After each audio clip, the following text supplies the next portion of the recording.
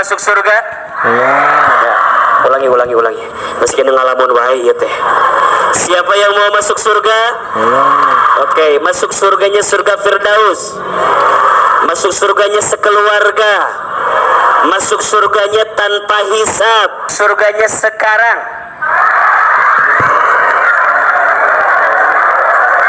Iya. Nggak, belum tentu sekarang mah ya. Belum dibuka mungkin surganya sekarang.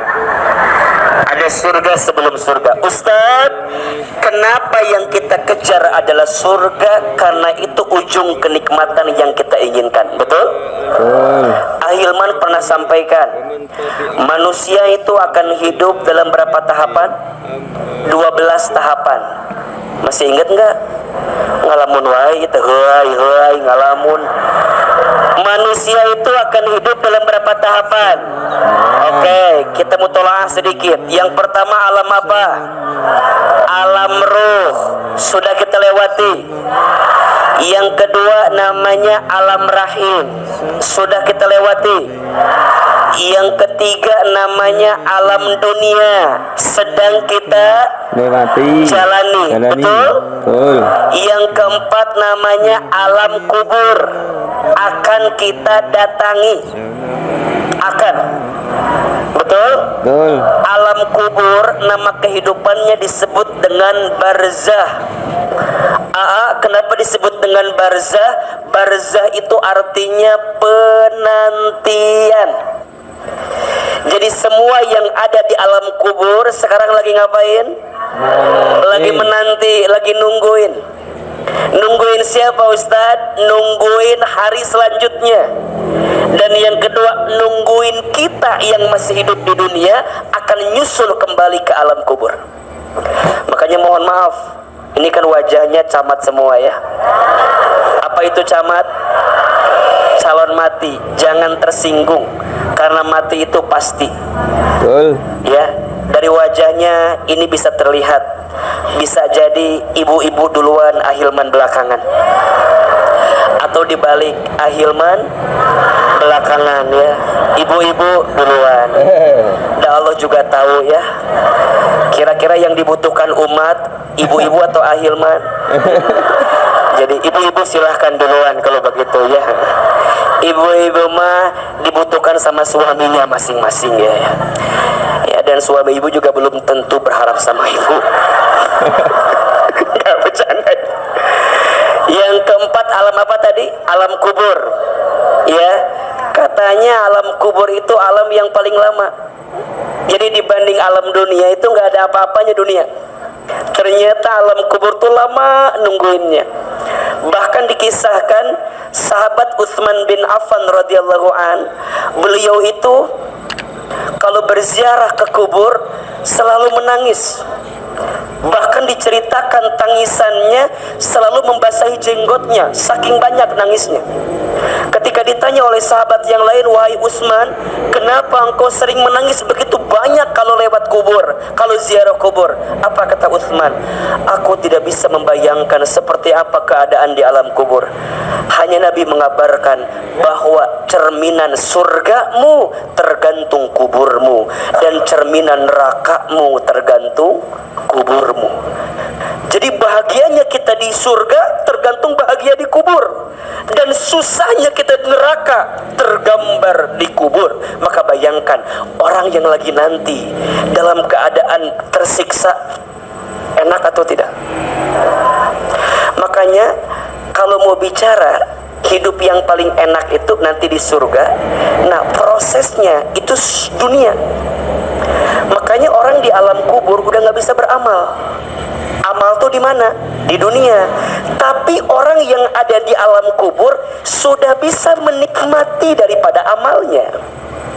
Maka mohon maaf, amal terhenti, tapi pahala masih bisa mengalir. Betul?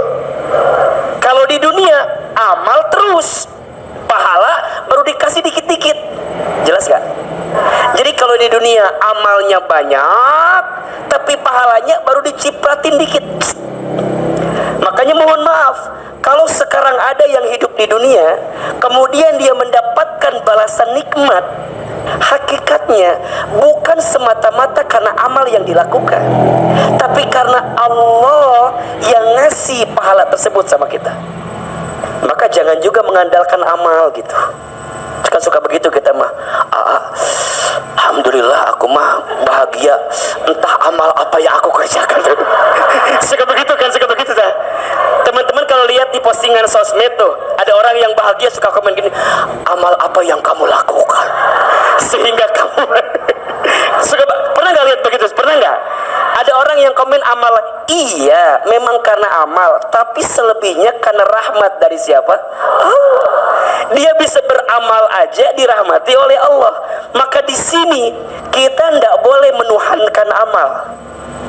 Karena dunia memang tempatnya amal, dan kita bisa beramal karena dikehendaki sama siapa? Maka dari amal Allah kasih buah nanti, Allah kasih pahala, Allah kasih balasan. Di dunia mah baru naon ieu teh gitu. Jadi kalau bunda udah ngerasa nikmat di dunia, ini baru kenikmatan kecil yang Allah cipratkeun ke orang. Kecil. Harta, apalagi punya pasangan yang baik, anak-anak yang soleh gitu ya, itu hanya cipratan kecil. Nah, Ustadz, kapan cipratan besarnya? Nanti di surga. Tapi ada cipratan sementara yang sangat nikmat juga. Kapan? Kubur. Maka di dunia amalnya lanjut, pahalanya dikasih cipratannya. Di alam kubur amalnya berhenti, tapi pahalanya dicipratkan sementara. Nanti balasan terbaiknya di mana? Surga.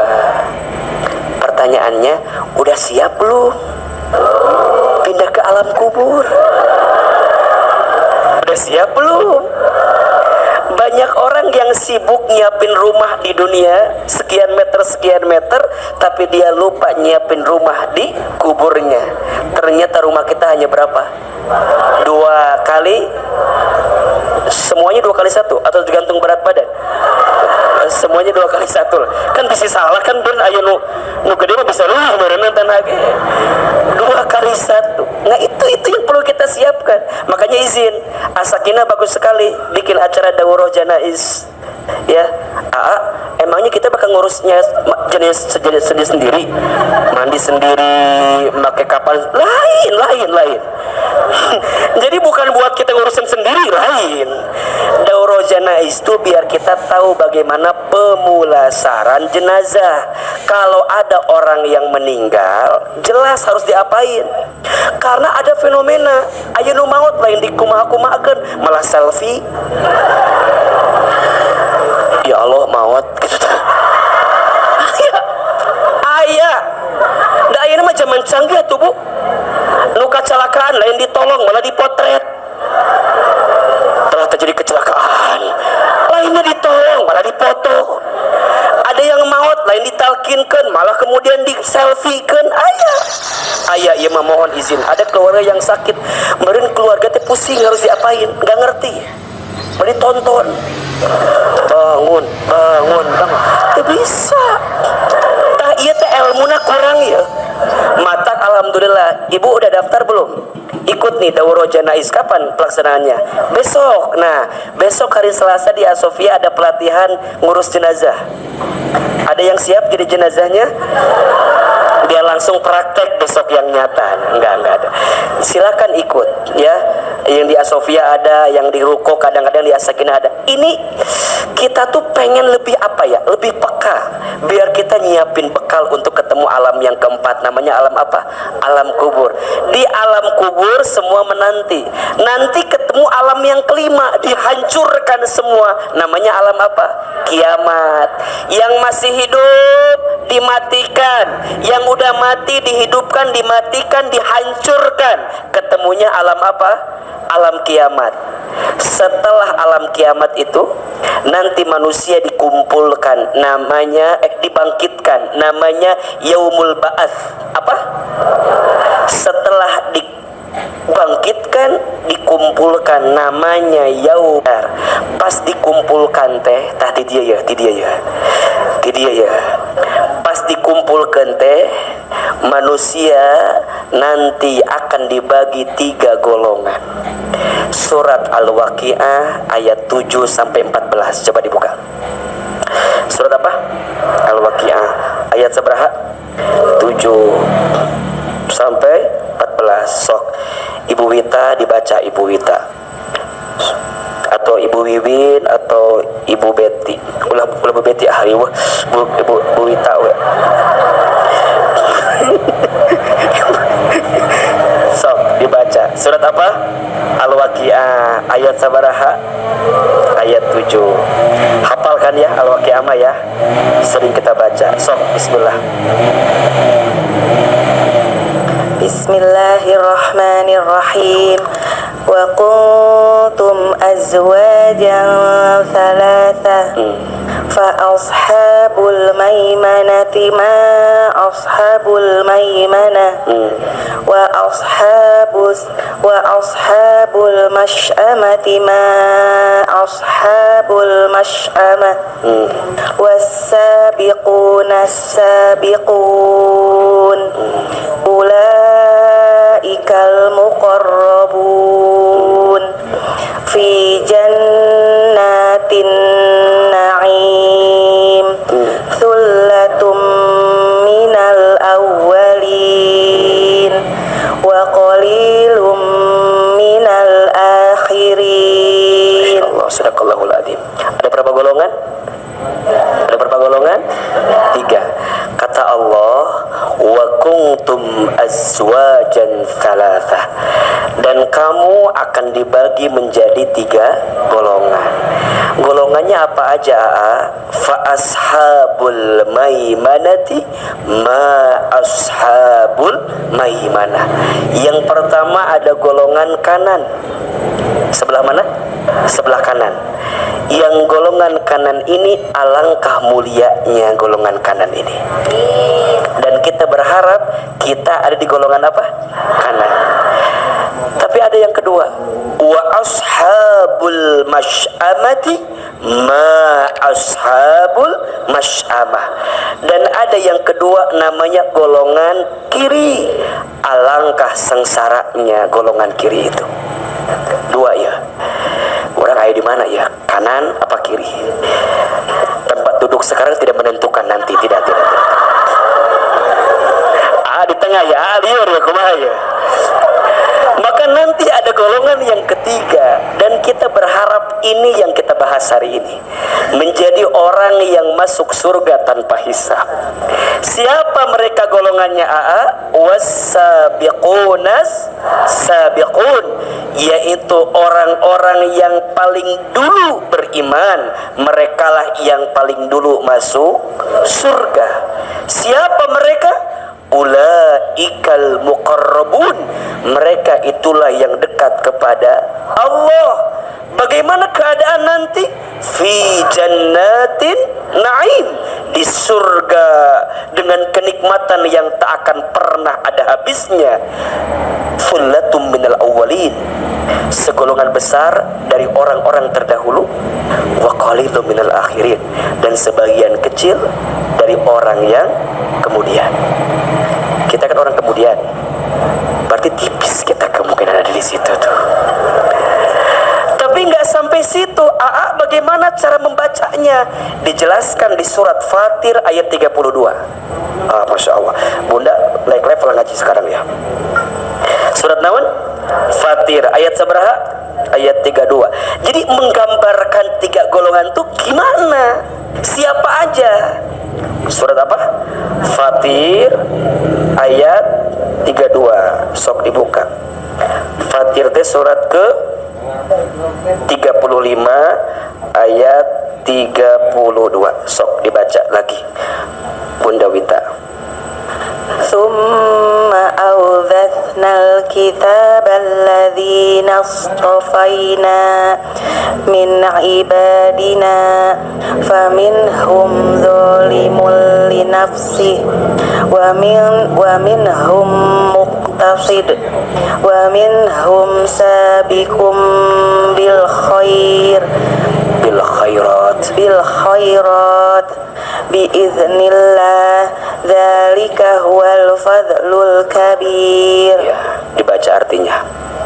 Kemudian kitab itu kami wariskan kepada orang-orang yang kami pilih di antara hamba-hamba kami. Lalu di antara mereka ada yang menzolimi diri sendiri, ada yang pertengahan, ada pula yang lebih dahulu berbuat kebaikan dengan izin Allah. Yang demikian itu adalah karunia yang besar. Bunda, tadi dibagi berapa golongan? 3. Satu golongan kanan, al-maimanah. 2 golongan kiri, namanya masy'amah. Dan ada golongan as-sabiqun, orang yang kemudian berada dalam kebaikan dari awal sampai akhirnya. Nah, Ustadz, dari 3 golongan itu apa cirinya? Ternyata dijelaskan di sini. Ada orang yang masuk kategori zalimul li nafsi, orang yang sering menzolimi diri sendiri, orang yang sering berbuat dosa. Kira-kira orang berbuat dosa di kanan apa di kiri? Di kiri. Maka orang yang masuk kategori kiri, zalimul li nafsi, orang yang suka berbuat dosa. Kemudian ada juga orang yang muktasid, tengah-tengah. Istilahnya kia, sholat terus maksiat jalan gitu. Dia taat sama Allah, tapi juga masih ada dosanya. Dia baik dalam hidup, tapi masih ada buruknya. Dia muktasid, dia pertengahan. Sampai kemudian yang ketiga, sabiqum bil khairati biidznillah, dan ada pula yang lebih dahulu berbuat kebaikan dengan izin Allah. Jadi gini Bunda, kita kan semua pasti pernah punya salah, betul? Kalau kesalahan kita nggak kita perbaiki, maka kita masuk kategori zalimul li nafsi, zalim terhadap diri sendiri. Tapi kalau kita sudah pernah berbuat salah dan kita bergerak untuk menjadi baik, maka boleh jadi kita masuk golongan yang kedua, muktasid, tengah-tengah. Tinggal pertanyaannya, kita bertahan sampai kapan? Nah, bertahan sampai kapan itu bagaimana caranya? Disempurnakan dengan golongan yang ketiga, sabiqum bil khairat biidznillah, orang yang menyegerakan kebaikan dengan izin Allah. Apa pahalanya? Dzalika huwal fadlul kabir, dia mendapatkan karunia yang besar. Apa karunianya Ustaz? Lanjut ayat selanjutnya.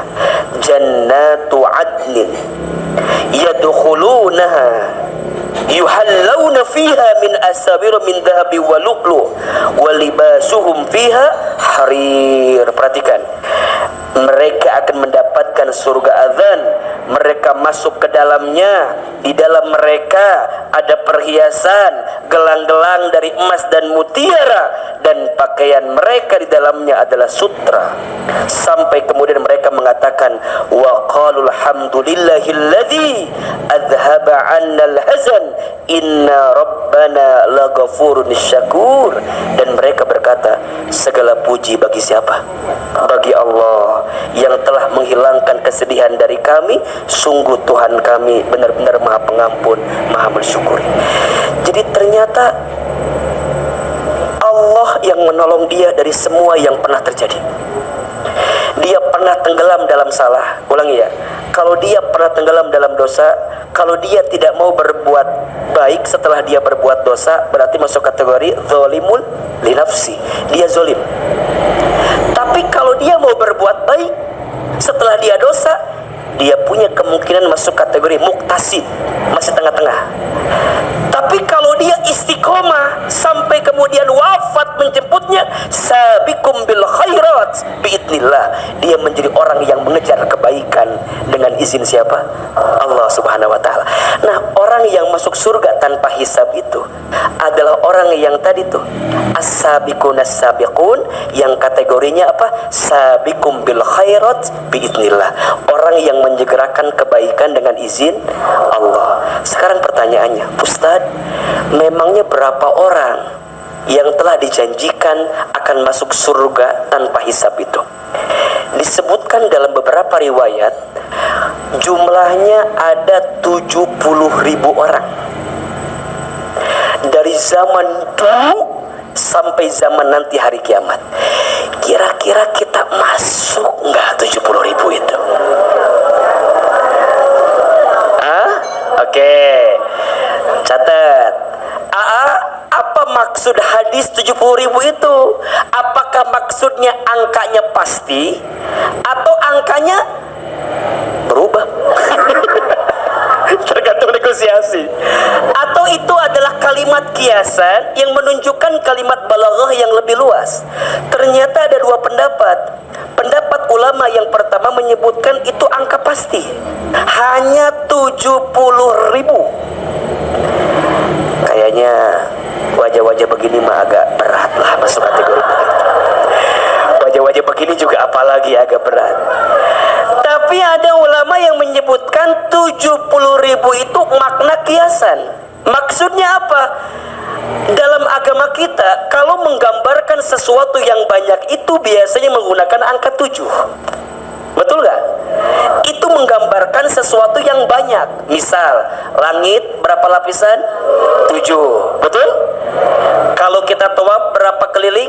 7. Sa'i berapa balikan? 7. Itu menggambarkan jumlah yang banyak. Dalam hari berapa? Seminggu? 7. Kan gitu. Jadi semuanya ada istilahnya rahasia di balik angka 7. Nah, ini bukan hanya 7 tapi 70.000. Maka ada para ulama yang menyebutkan makna 70.000 ini makna kiasan. Artinya banyak kesempatan orang yang akan masuk surga tanpa hisab. Maka dijelaskan dalam hadis yang lain, 70.000 orang yang akan masuk surga tanpa hisab, masing-masing orangnya akan membawa 70.000 orang lagi. Pertanyaannya, kita masih masuk apa enggak? Ulah sok pede, masuk ini mah. Masuk, iya mah masuk, iya mah bisa, iya mah bisa.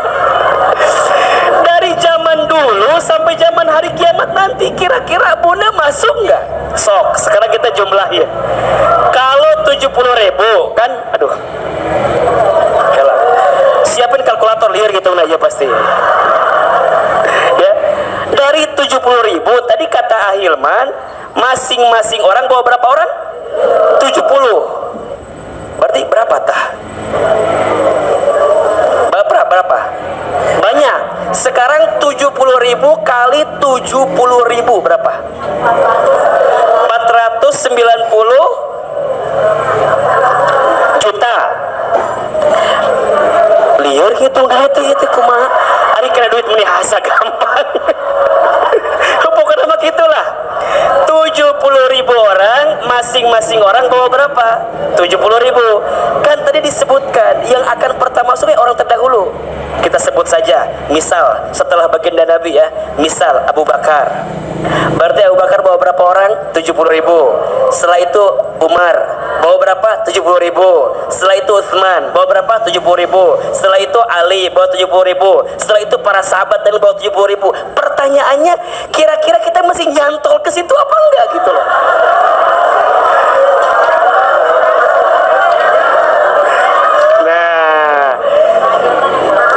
Nah, nyantolnya kemana?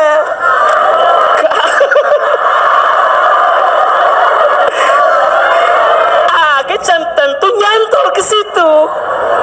Coba, sekarang umat muslim tuh ada berapa juta di dunia? Boleh dihitung, banyak gitu nih. Miliar, seberanya. Betere, banyak. Banyak apa enggak? Nah, pertanyaan dari banyak itu kita kira-kira masuk apa enggak? masuk. Kita berharap masuk, betul? Nah sekarang pertanyaannya, Ustadz sayang, kira-kira apa kriterianya? Kira-kira kita tuh masuk nggak golongan-golongan itu? Kalau belum masuk kriteria berarti disiapin. Biar kita masuk 70.000 orang.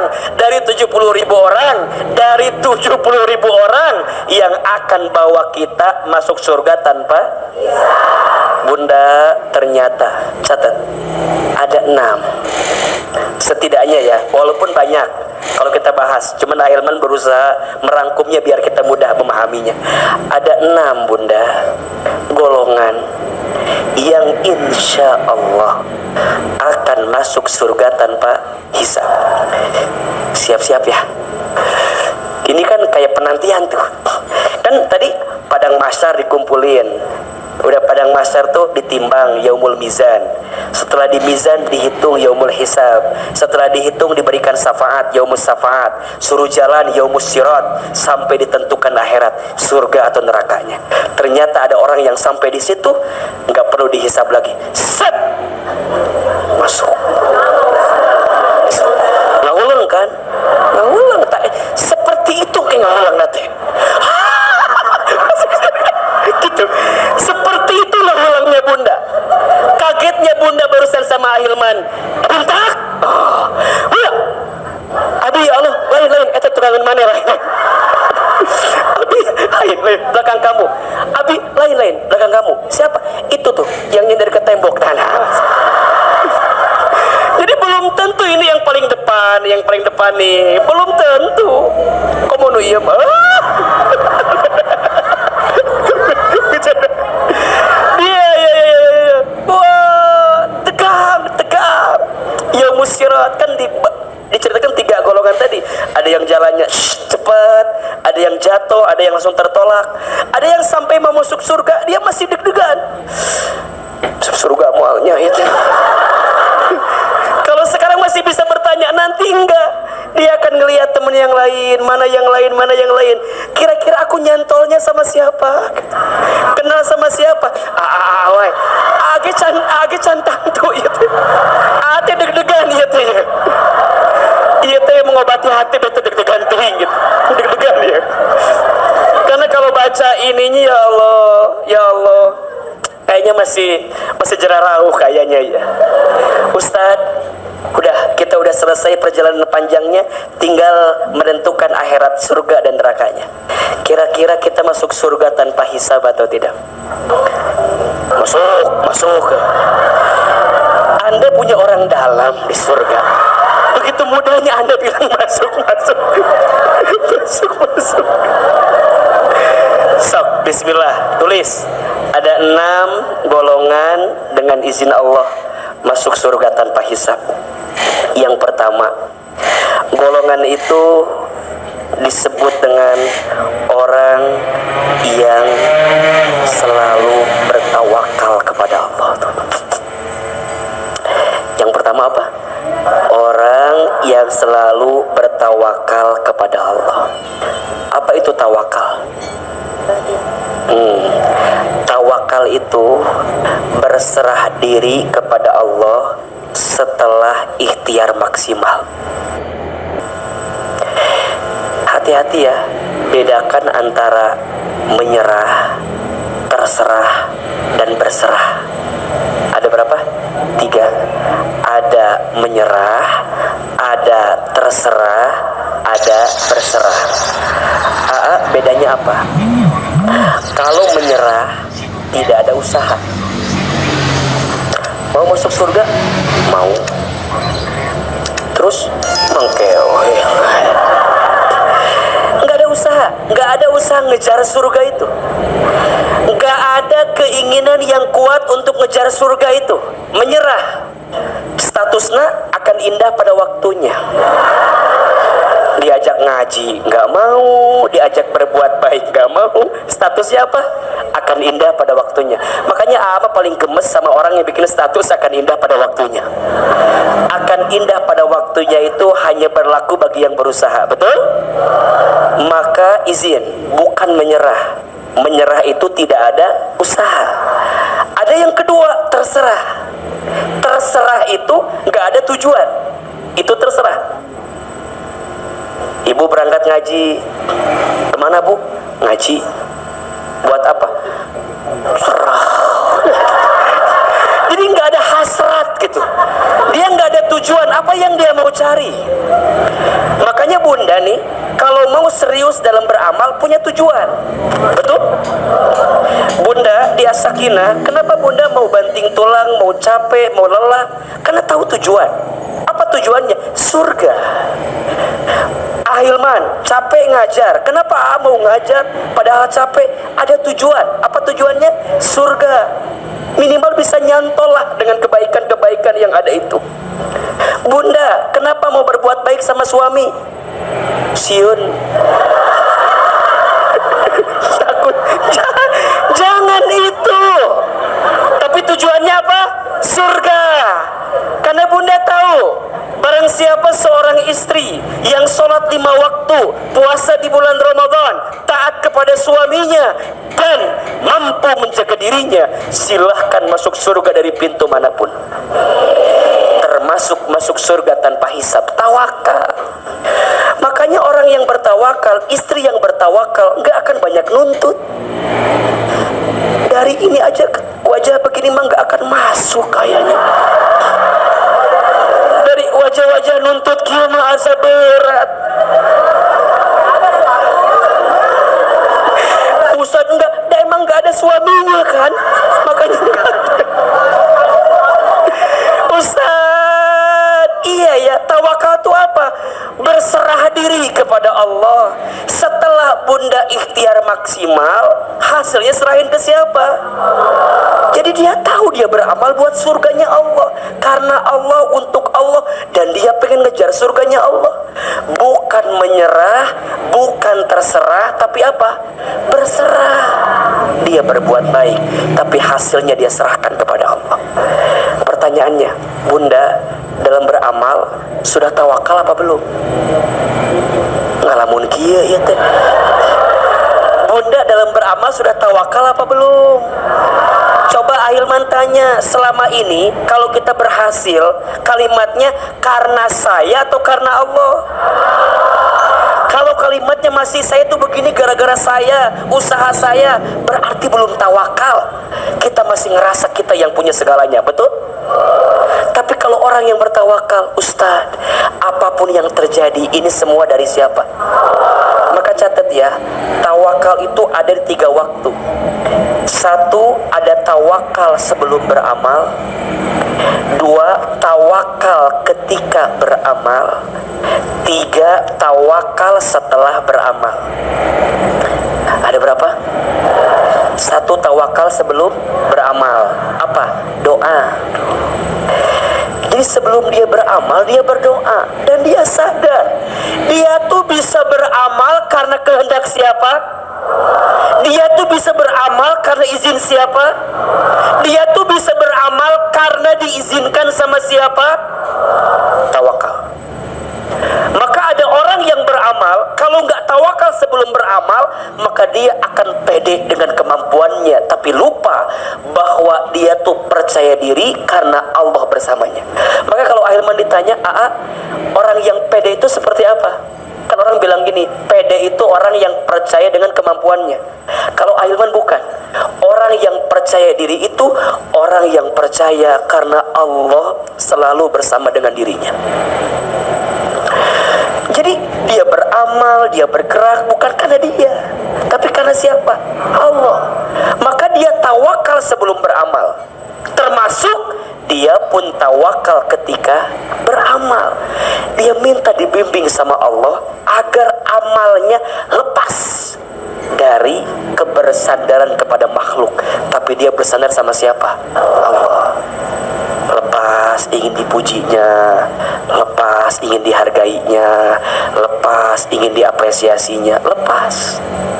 Bunda capek bunda kalau bunda bersandar sama manusia teh, betul gak sih? Mulai hari ini mah katakan putus.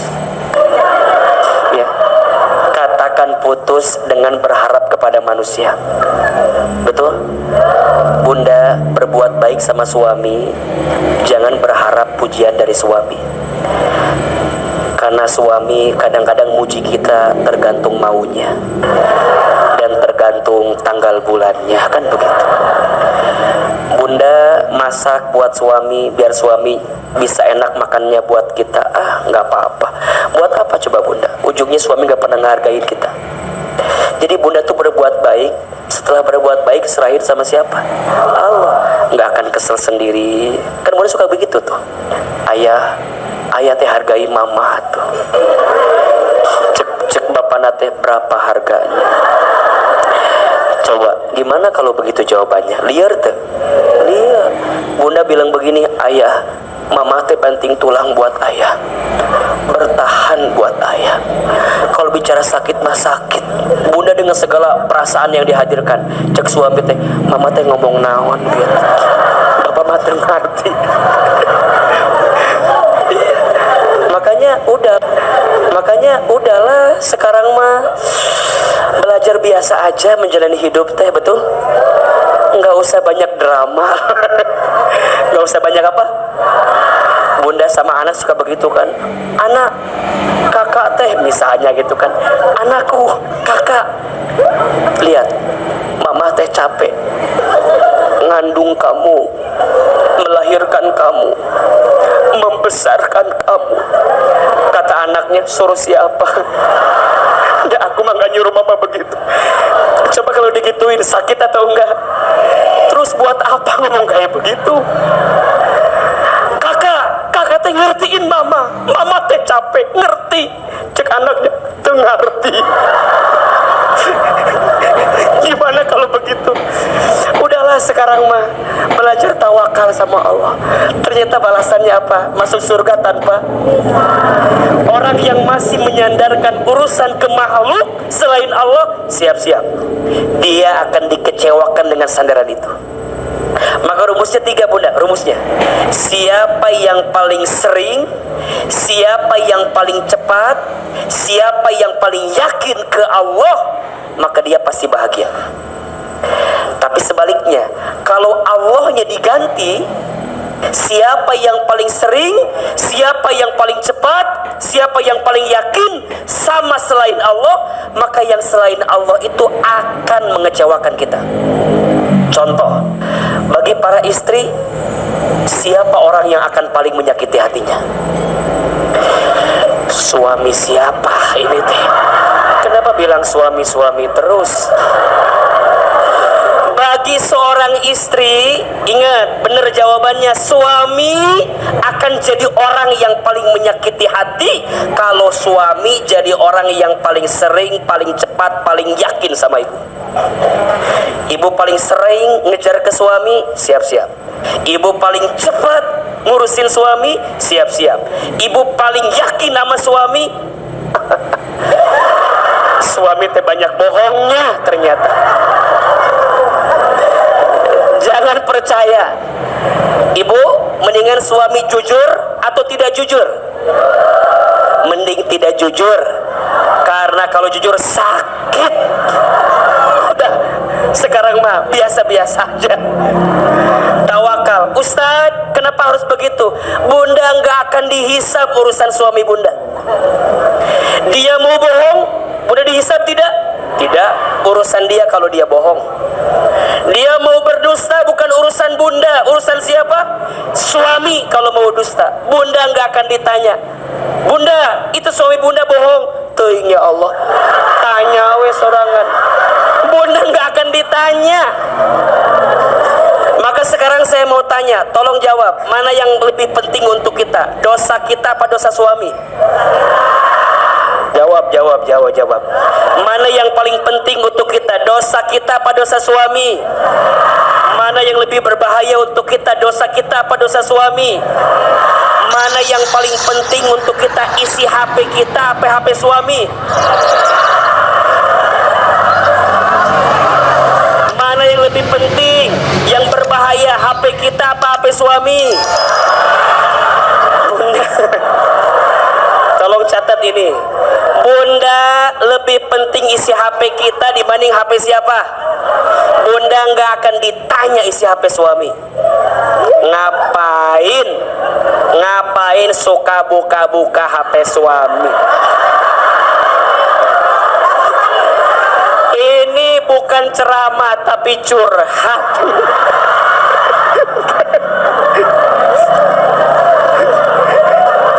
Buat apa?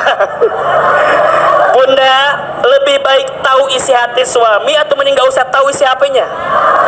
Lebih baik gak usah tahu, bikin hati kita kotor. Betul? Makanya kalau suami lagi di mana jangan suka nanya. Kalau suka nanya itu ngasih kesempatan suami berbohong sama kita. Makanya istri saya mah baik, gak pernah nanya Ahilman ada di mana. Kenapa? Kata istri saya, biar Ahilman gak pernah bohong sama istrinya. Makanya saya gak nanya Ahilman ada di mana. Karena kalau dijawab jadi saya bohong kan begitu. Udah, mendingan gak usah dijawab aja. Udah belajar tawakal sama Allah. Ternyata tawakal itu balasannya apa? Surga tanpa hisab. Makin bunda tawakal, makin bunda masuk surga tanpa hisab. Makin bunda kurang tawakal, udah mah sengsara di dunia, udah mah menyakitkan hati di dunia, yang ujungnya bunda pun seret sempit masuk surga. Ketika nanti mau masuk surga, set kela cek Allah teh, kela. Kenapa ya Allah? Berapa sering kamu mergokin HP suami? Kamu kurang tawakal sama Allah, kamu kurang yakin sama Allah, kamu kurang bersandar sama Allah. Jelas? Udah, mulai hari ini tawakal. Yang nyiptain suami siapa? Yang ngasih kehidupannya siapa? Yang akan mematikannya siapa? Ibu, gak ada suami pun ibu akan baik-baik saja. Betul? Gak usah, Ustadz kalau suami saya gak ada nanti saya gimana? Pikir sorangan. Gak usah sok mendramatisir lah. Sok Ahilman tanya, izin ya, di sini ada yang ditinggal suami ada? Masih hidup? Masih hidup? Masih bisa makan? Coba, yang ditinggal suami masih hidup? Masih bisa makan, masih bisa bernafas, masih bisa ngelurusin alisnya, masih bisa nambah kerudungnya. Ternyata suami gak penting-penting banget. Betul? Yang penting siapa? Allah. Buat apa bunda bergantung sama makhluk kalau tambah lupa sama Allah? Maka ini rumus. Mulai hari ini mah kalau kita bersandar sama suami, jangan terlalu lama. Ganti sandarannya sama siapa? Aku mencintai suamiku karena aku mencintai Allah. Betul? Maka rumusnya ini, jangan tuntut. Catat. Status hari Selasa besok lah cocok ini mah ya. Catat ya. Jangan tuntut pasanganmu untuk mencintaimu. Tapi eta karunya videona kok ternyala cenah. Eta mah full memory meureunnan. Full memory ieu teh. Jadi teu fokus Ahilman teh rek bicara.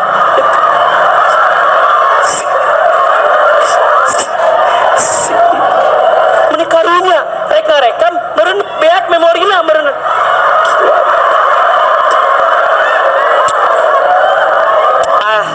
Ku Ahilman doain bisa kembali HP kayak Ahilman. Lain sok iya mau masuk surga tanpa hisab gimana? Sombong dia tawakal. Enggak. Aduh, mun kajian sok ayeuna pika seriusnya. Dan itu kan orangnya humoris pisan. Jadi ama sok hayang serius gitu. Ya, eta bieunya Allah. Punten ya, takut ada yang bertanya sih, ada tiba-tiba seri, beta ya ibu-ibu. Kan ngarekam. Meureun sih kana full memory na. Itu bet kieu. Ada asa yang nyamperkan dicokot HP-na ganti tadi hoyong gitu tadi nama kena jadi tekian. Astagfirullahalazim, ya Allah. Aya we setiap pertemuan tehnya, pertemuan yang lalu TY kasirian teh ayeuna HP full memory anu resep kieu aya ibu-ibu HP na teh kitu kan di belakang nomor HP aya baik kertasnya pakai gelang teh kan Ustad minta nomor HP boleh ini ibu berapa nomornya iya Ustad nomor jadi orang sok fokus ke nomornya ya 08 nah terus sok dibengket ku karet dengan karetna 2 bete kahujanan asupan kena plastik ih mani lucu kata tah sok hayang ngit nu kitu teh mata kena ibu lah ya itulah kelucuan yang tidak bisa dipungkiri sampai mana tadi lupa lagi lah. Status hari apa?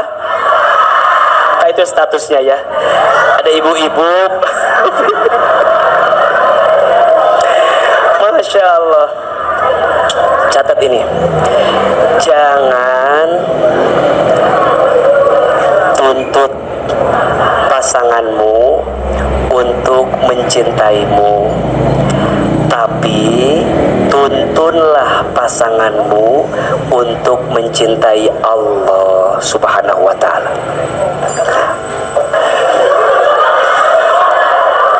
Dak sok itu ibu-ibu mah Pentium hiji lila. Jangan tuntut pasanganmu untuk mencintaimu, tapi tuntunlah pasanganmu untuk mencintai siapa? Mencintai Allah. Kalau dia sudah mencintai Allah, maka dia akan mencintaimu. Maka bunda juga harus tuntun diri bunda untuk mencintai siapa? Jadi ketika bunda mencintai pasangan, bukan karena mencintai pasangan semata-mata, tapi mencintai siapa? Maka kalau bunda punya perasaan cinta dan gak dibalas dengan kebaikan dari manusia, jangan kecewa. Karena tawakalnya kita ke Allah itu akan mengantarkan kebaikan untuk kita. Jadi biarkan nanti Allah yang akan membalasnya. Nah Ustadz, apa puncak balasan tertinggi bagi orang yang tawakal? Masuk surga tanpa hisab. Makanya bunda izin ya, tidak ada yang sia-sia dari setiap kebaikan. Kalau ada yang bilang, saya mah percuma berbuat baik teh, kenapa gak dihargai? Saya mah percuma jadi istri yang baik teh, saya mah udah senam jumba sehari 3 kali, udah masak, udah berpenampilan cantik, udah ngelayani tapi gak dihargai sama suami. Gak apa-apa dan gak penting itu mah. Yang penting mah nanti masuk surga tanpa apa. Jadi bunda bilang, ayah, kamu tidak menghargai aku. Kena naon, engkewe tungguan di akhirat. Tiba-tiba set surga tanpa hisab. Ayah, dadah. Jadi orang yang bertawakal ke Allah jadi tenang. Betul nggak? Nih teman-teman pengurus majelis talim, jangan sedih nggak dihargai sama orang, ahilman nggak dihargai sama orang, ibu-ibu ngaji digenggerahkan sama orang, dihina. Jangan sedih. Dan ternyata Allah siapkan pahala yang besar. Apa? Surga tanpa hisab. Jadi tawakal aja sama Allah. Kita mah sudah berbuat baik, betul? Sisanya biar Allah yang ngebalas kebaikan-kebaikan itu. Jadi nggak akan riweuh, nggak akan gara-gara orang ngomong tuh jadi stres. Baca ngaji deui, naon ngaji teh liur abi mah moal. Memang bukan di sini balasannya, tapi nanti di surga, masuk surga tanpa. Maka nanti ada tawakal yang ketiga, tawakal setelah beramal. Udah, sebelum beramal doa, ketika beramal lurus di jalan Allah, setelah beramal serahkan sama siapa? Selesai. Enak. Ibu jadi istri selamanya enggak? Enggak. Paling sampai berapa tahun sih? Halo, kamu jadi sedih begini wajahnya ya? Ibu jadi istri, ibu merasa terbebani. Jangan merasa terbebani, dan nggak akan lama. Betul nggak?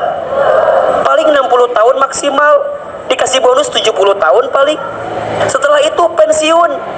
Maka manfaatkan suami sebagai ladang untuk kita bisa masuk surga tanpa hisab. Makanya ibu tuh jangan nuntut terlalu banyak, biar Allah nanti gantikan dengan pahala yang lebih besar.